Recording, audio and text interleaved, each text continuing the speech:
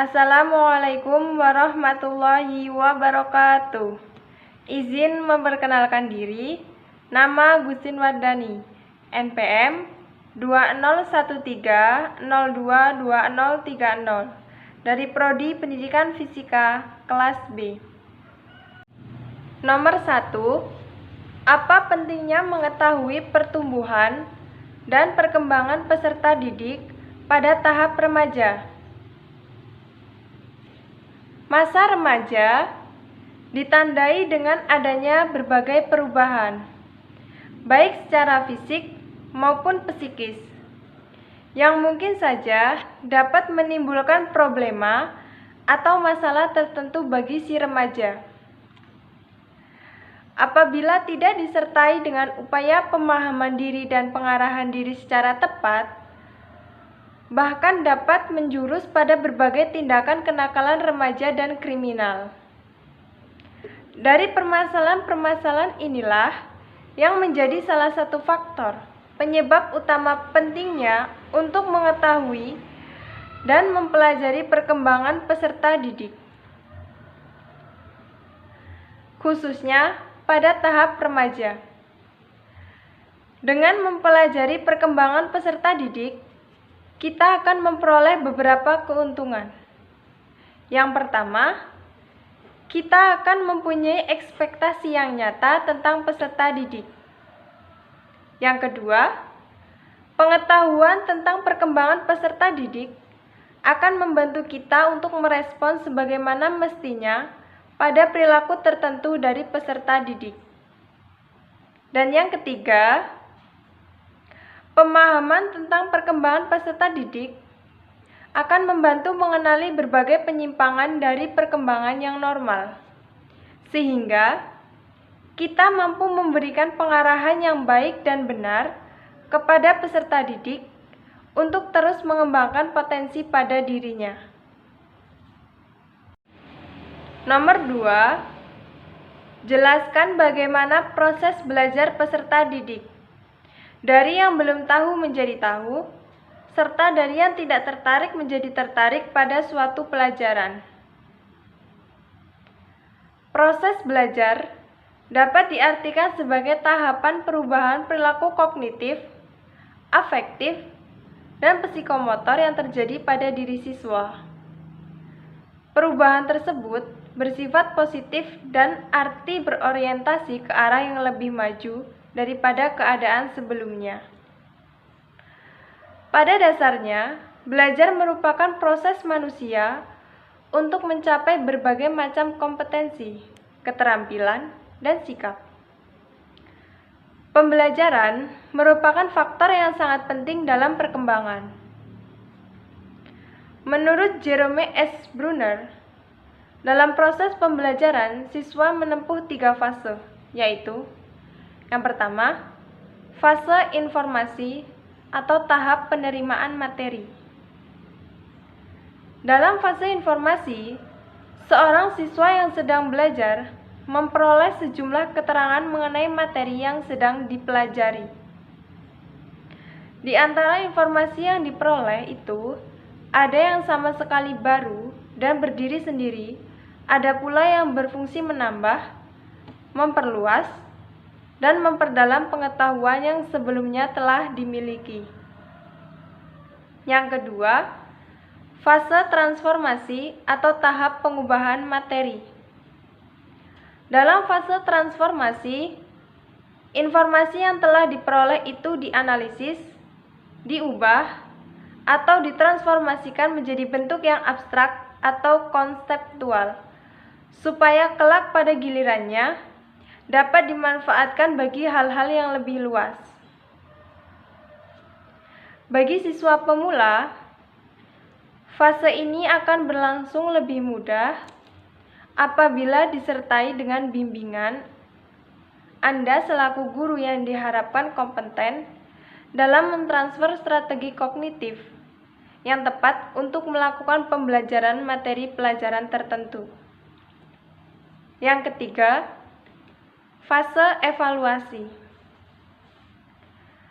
Dalam fase evaluasi, seorang siswa akan menilai sendiri sampai sejauh manakah pengetahuan, informasi yang telah ditransformasikan tadi dapat dimanfaatkan untuk memahami gejala-gejala lain atau memecahkan masalah yang dihadapi.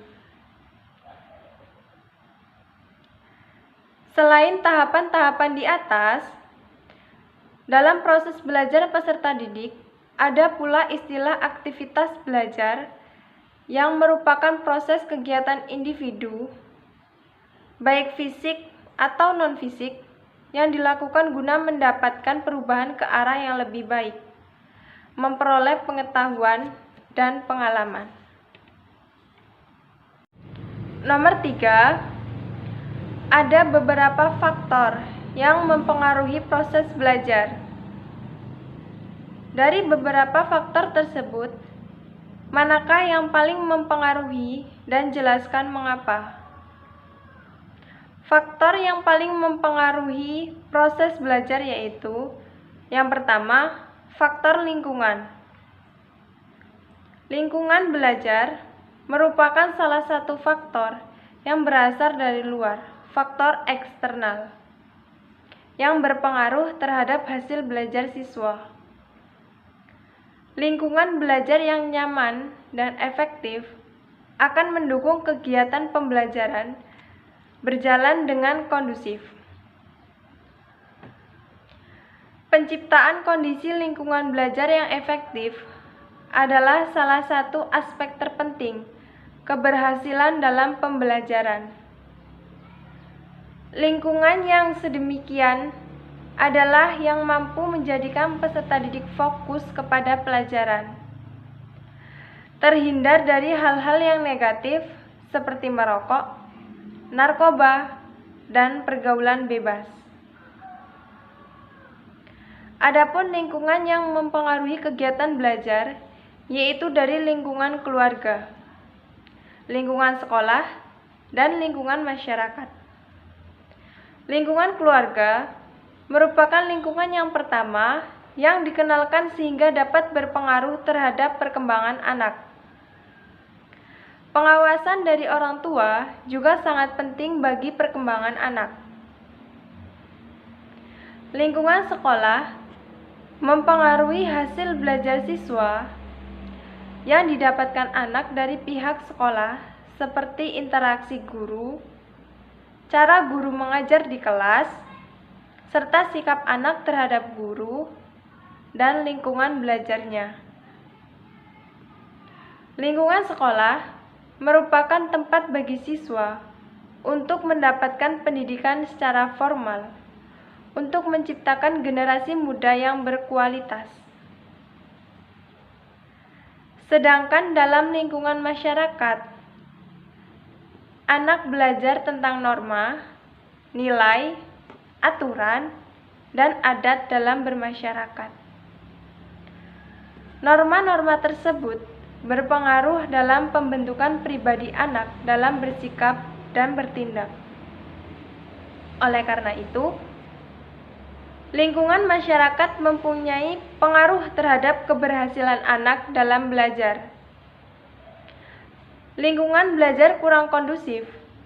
Adanya beberapa siswa yang bermasalah dalam keluarga. Mereka kurang mendapat perhatian dari orang tua yang sibuk bekerja, sehingga tidak baik terhadap prestasi belajar siswa di sekolah. Lingkungan sekolah yang berada dekat dengan jalan raya juga memberikan pengaruh negatif terhadap siswa akibat kebisingan yang ditimbulkan oleh suara kendaraan dan lainnya, sehingga dapat menyebabkan penurunan prestasi belajar siswa. Yang kedua adalah faktor guru. Proses pembelajaran ataupun kegiatan belajar mengajar tidak lepas dari keberadaan guru. Tanpa adanya guru, pembelajaran akan sulit dilakukan. Apalagi dalam rangka pelaksanaan pendidikan formal, guru menjadi pihak yang sangat vital.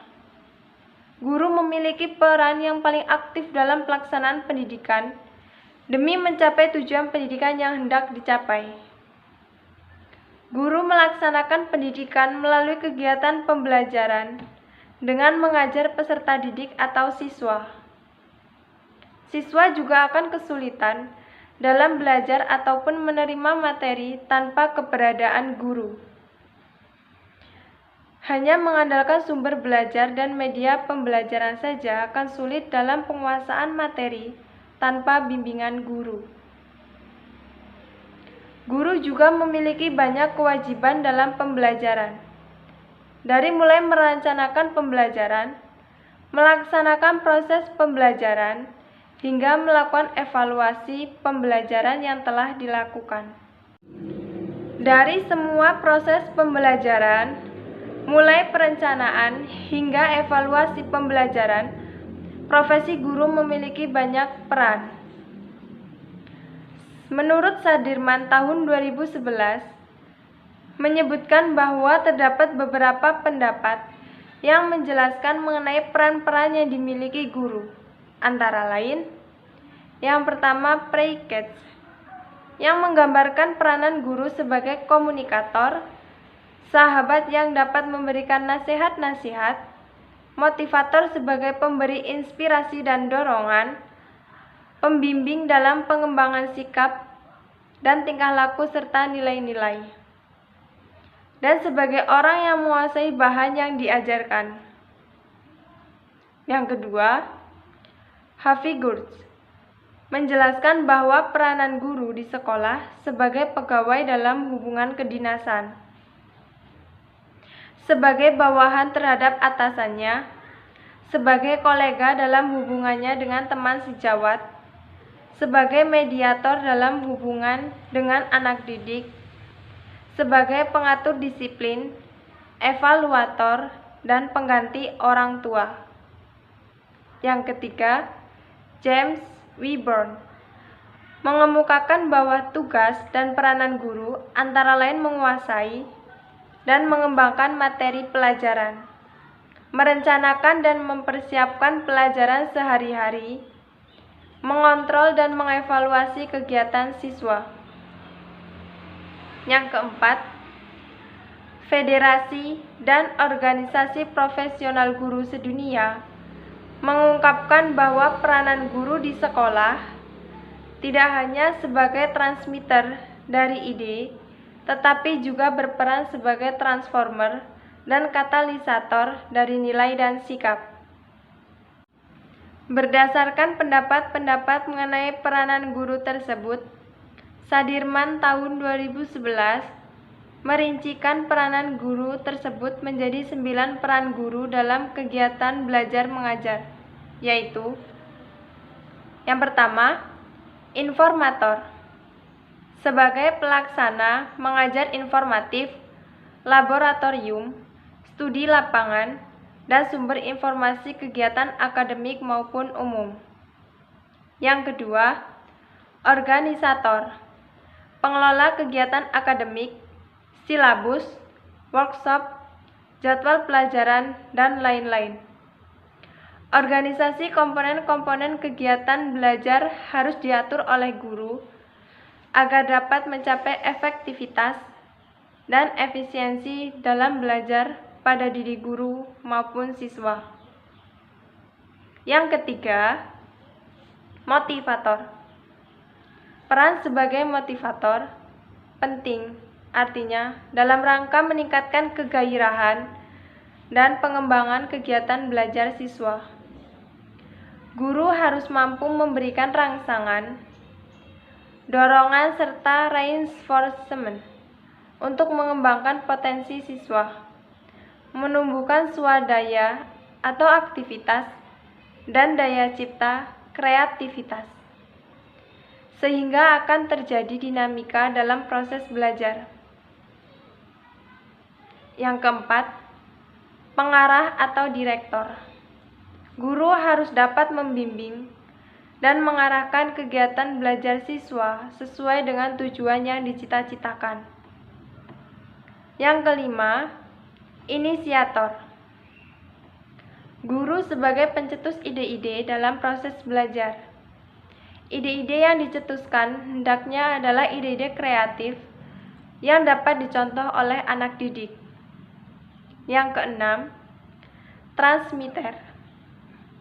Dalam kegiatan belajar mengajar, guru juga akan bertindak selaku penyebar kebijaksanaan pendidikan dan pengetahuan.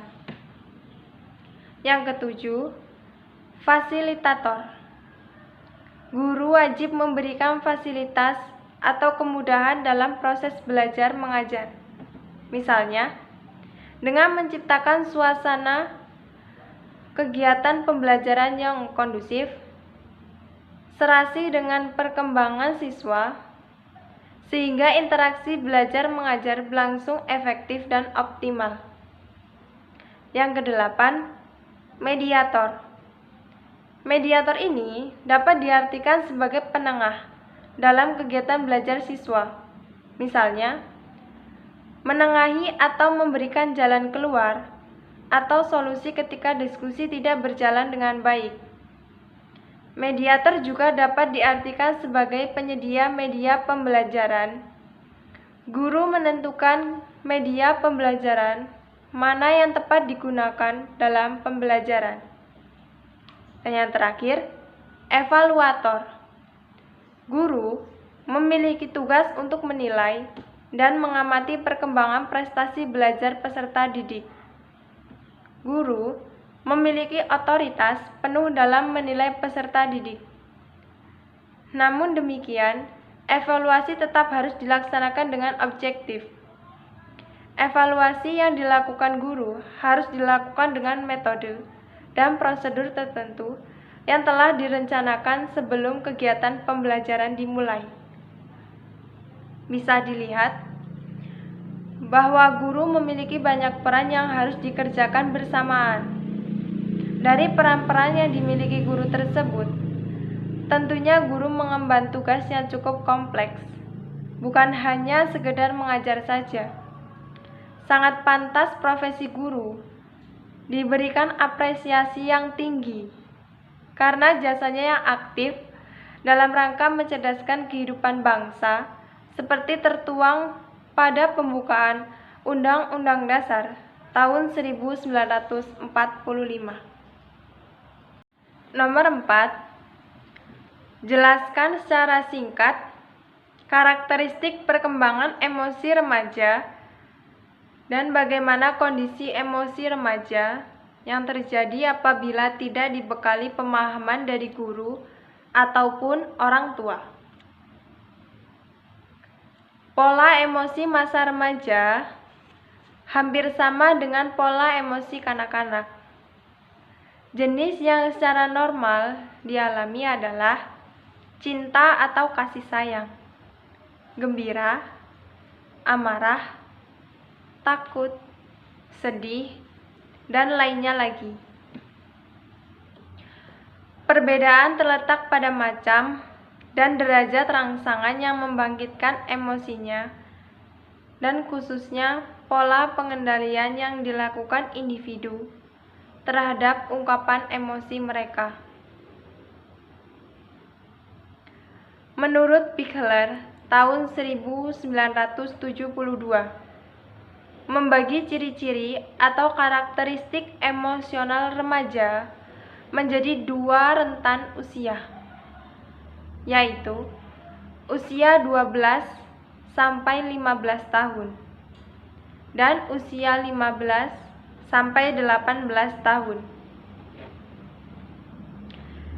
Ciri-ciri emosional usia 12 sampai 15 tahun adalah cenderung banyak murung dan tidak dapat diterka, bertingkah laku keras untuk menutupi kekurangan dalam hal rasa percaya diri.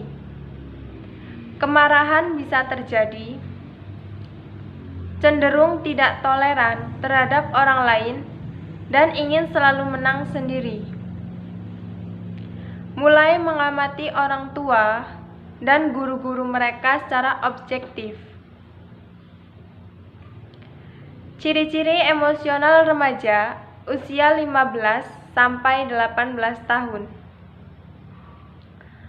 Pemberontakan remaja merupakan ekspresi perubahan yang universal dari masa anak-anak menuju dewasa. Banyak remaja mengalami konflik dengan orang tua mereka. Seringkali melamun, memikirkan masa depan mereka.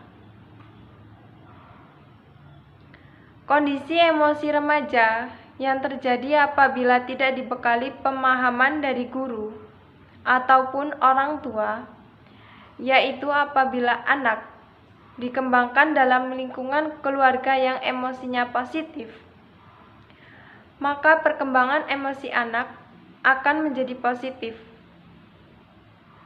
Akan tetapi, apabila kebiasaan orang tua dalam mengekspresikan emosinya negatif, seperti melampiaskan kemarahan dengan sikap agresif, mudah marah, kecewa, dan pesimis dalam menghadapi masalah, maka perkembangan emosi anak akan menjadi negatif.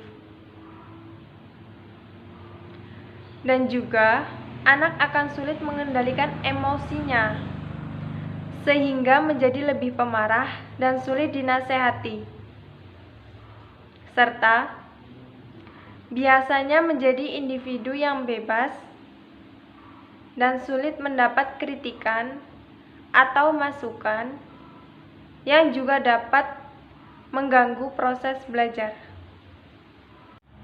Nomor 5, bagaimana memaksimalkan aktivitas belajar peserta didik agar mereka mampu menyeimbangkan antara berpikir dan mengingat. Aktivitas belajar adalah aktivitas yang bersifat fisik maupun mental. Dalam proses belajar, kedua aktivitas ini harus saling berkaitan. Aktivitas guru dan siswa dalam interaksi belajar mengajar merupakan interaksi edukatif.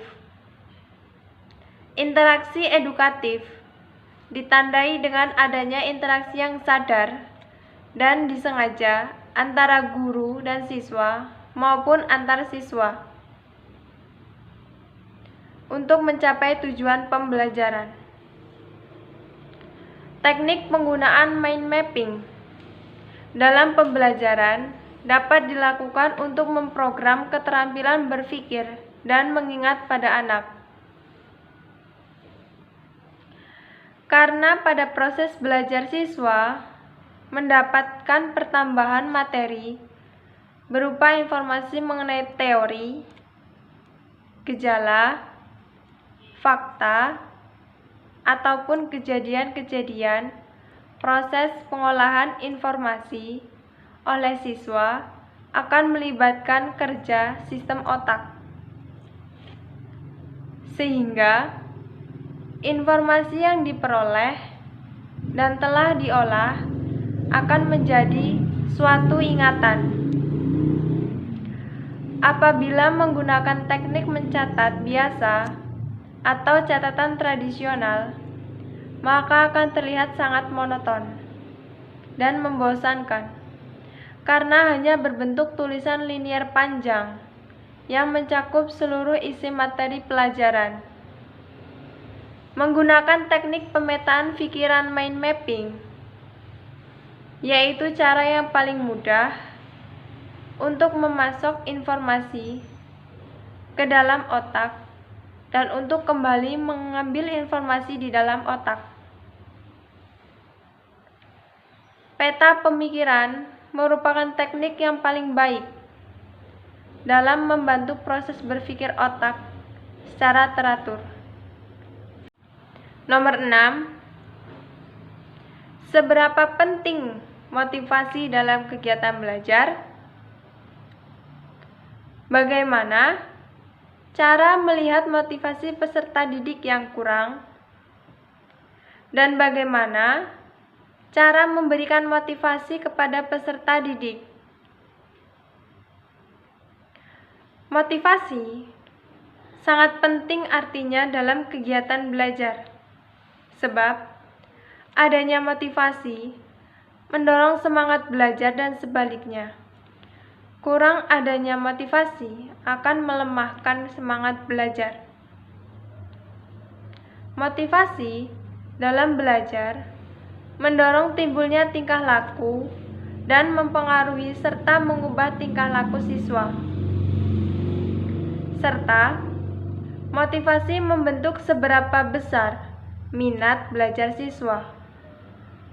Motivasi juga mempengaruhi seberapa banyak siswa akan mempelajari dari suatu kegiatan pembelajaran atau seberapa banyak penerapan siswa dalam menangkap informasi yang disajikan kepada mereka.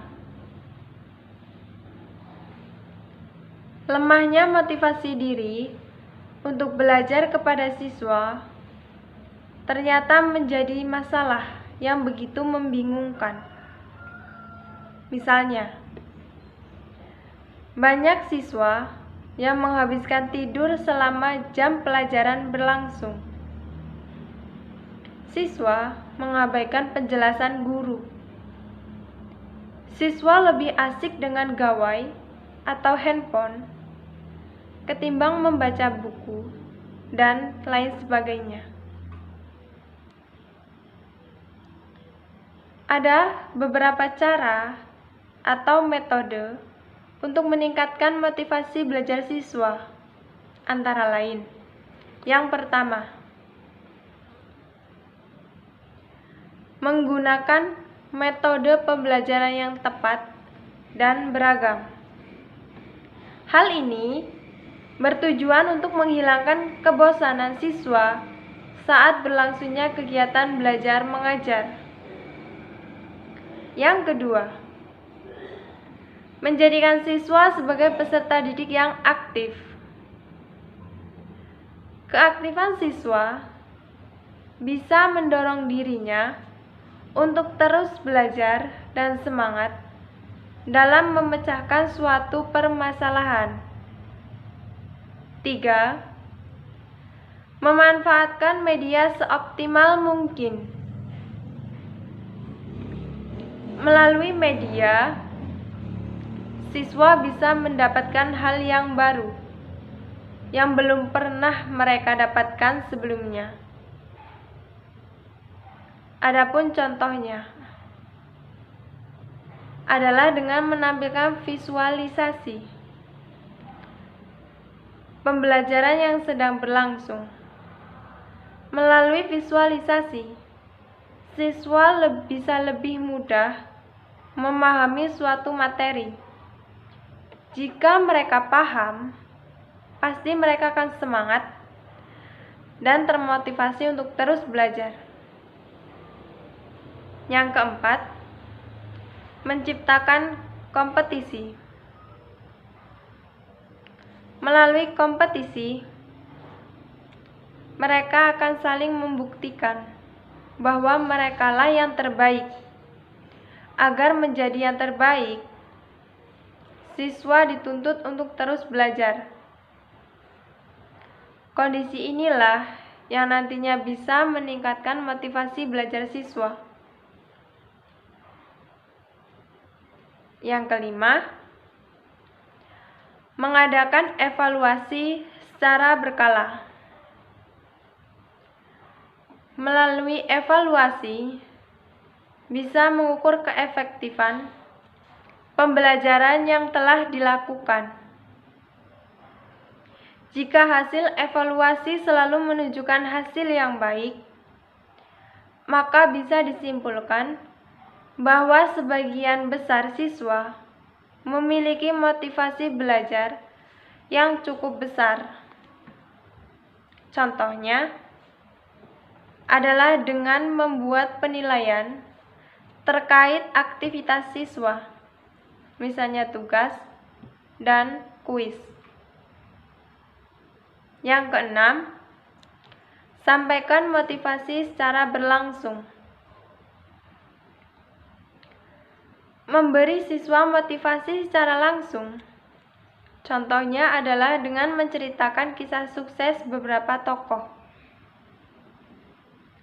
Saat mendengar kesuksesan orang lain, tak jarang mereka akan termotivasi untuk mengikuti jejaknya. Dan yang ketujuh adalah memberikan pujian. Pujian merupakan ucapan yang bisa memberikan sentuhan positif secara verbal. Melalui pujian, seseorang akan merasa dihargai. Begitu juga dengan para peserta didik. Contohnya, para guru bisa memberikan apresiasi berupa pujian pada siswa yang berhasil menyelesaikan tugas dengan baik.